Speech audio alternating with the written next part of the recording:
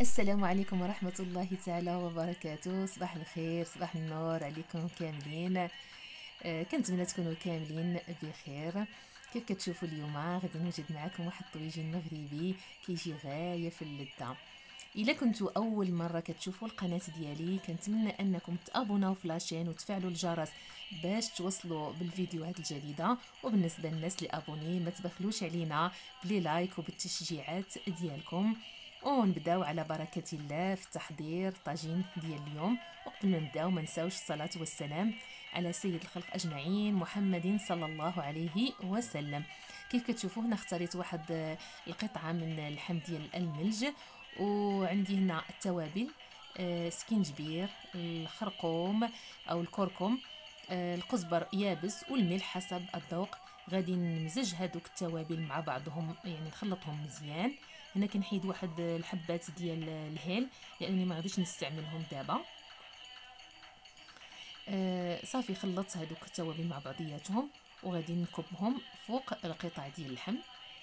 بالنسبه للتوابل والقطع ديال اللحم راه غادي تستعملوا على حساب الاشخاص وعلى حساب اللي كيناسبكم. هنا واحد الراس ديال المعلقه من الثومه معجونه، يعني هنا الثومه مطحونه مع زيت الزيتون، والقزبر والمعدنوس مقطعين رقاق.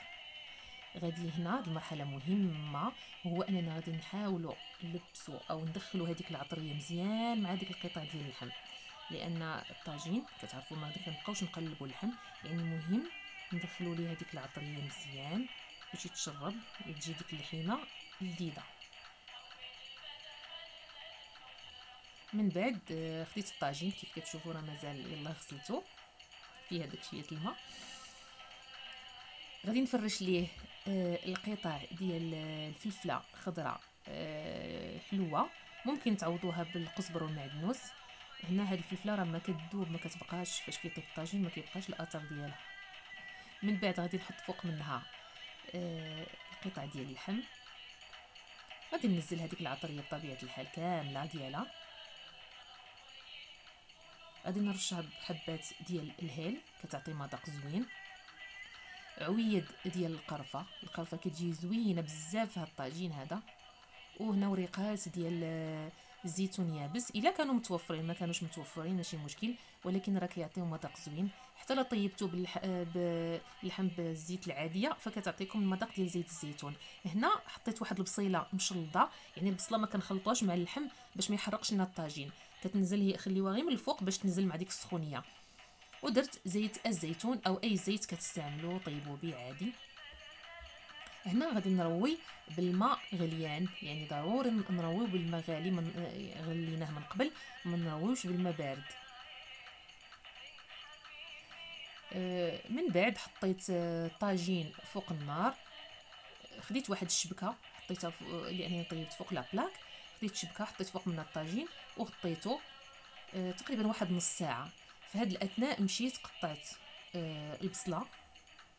بصله بيضاء قطعتها سنين رقاق، والجزر كذلك قطعته رقيق. هنا عندي واحد المعلقه صغيره ديال الملحه كتبقى حسب الذوق، ومعلقه كبيره ديال القرفه مطحونه. كتجي القرفه مطحونه لذيذه بزاف مع هاد الطاجين ديال خيزو البصله، غير ديروها راه كتجي زوينه. ومعلقه ديال زيت الزيتون. حتى لا طيبتو بالزيت العاديه زيدوا واحد المعلقه ديال زيت الزيتون مع البصله وخيزو فكتنسمو مزيان وكتعطيه مذاق زوين. غادي نحركو مزيان حتى تدخل هذيك العطريه مع البصله وخيزو. هنا ضروري نديرو هذه العمليه باش تجينا البصله حتى هي منسمه. صافي هنا كيف كتشوفوا راني زدت شويه الماء وحطيت نزلت فوق منه هذيك الخضره، يعني البصله وخيزو. هنا واحد النقطه مهمه بغيت نقولها لكم، هو ان ملي يكون عندكم الطاجين خصوصا ملي كيكون طاجين ديال اللحم ضروري ديروا الماء كافي باش يلقى ديك اللحيمه فين طيب.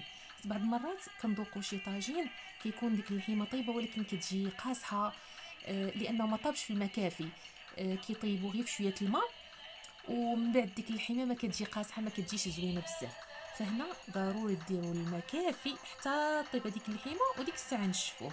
هنا كبيت عليه او رشيت فوق منه العنب المجفف او الزبيب اللي غسلته حطيته فوق من البصله. هو غادي يطيب على داك البخار، غادي يعسل لينا البصله وغيعطينا حتى مذاق زوين. وغادي نغطيه، غادي نقص من النار ونخليه يطيب على نار مهيله. هنا كيف كتشوفوا من بعد ما طاب الطويجين، هنا راه مازال سخون.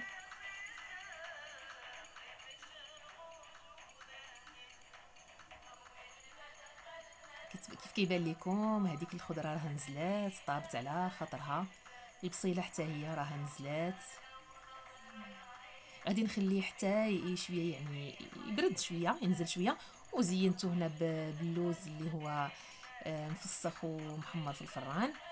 هنا غادي تشوفوا معايا، بغيت نوريكم يعني اللحمه كيفاش طابت، كيف كتجي معلكه، كيفاش كتجي ديك اللحمه فتيه من الداخل، كيجي محمر من برا واللحمه لداخل مفتيه. علاش؟ لانه طاب في الماء كافي. هنا كيف كيبان لكم اللحمه طايبه مزيان. كنتمنى انكم تجربوا هاد الطويجين خصوصا في شهر رمضان، راه كيجي لذيذ بزاف. المذاق ديالو رائع، داك المزيج ديال الزبيب مع البصله مع الخيزو كيجي لذيذ مع القرفه. البصله كيف كتشوفوا هنا يعني معلكه ومعسله بلا سكر. يعني هنا الحاجه الزوينه هو ان ما فيش سكر. شوفوا معايا هنا كيفاش طاب.